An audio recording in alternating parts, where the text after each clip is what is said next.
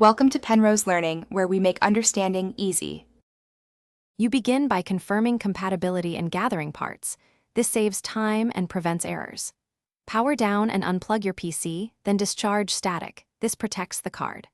Once done, open the case, locate the PCIe or M.2 slot, and remove the slot cover or screw. Prepare the antenna and driver USB so installation flows smoothly.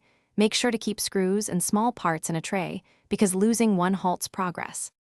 You now install the card. Align the connector, seat it firmly, and secure the mounting screw. This ensures steady contact and prevents wobbles.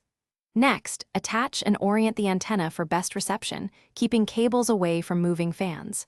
Once the case is closed enough to safely power, boot the system, install the manufacturer driver from your USB stick so the OS recognizes the device.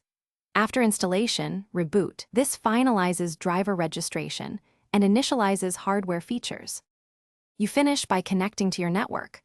Open network settings, choose the SSID, enter the password, and prefer WPA2 or WPA3 for security. Then verify operation, run a speed test, and ping a reliable server to confirm throughput and latency.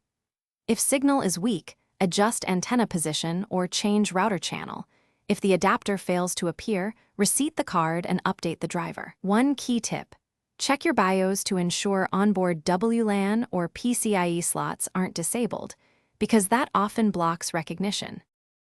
Thanks for watching. If this was helpful, leave a like and consider subscribing. See you next time.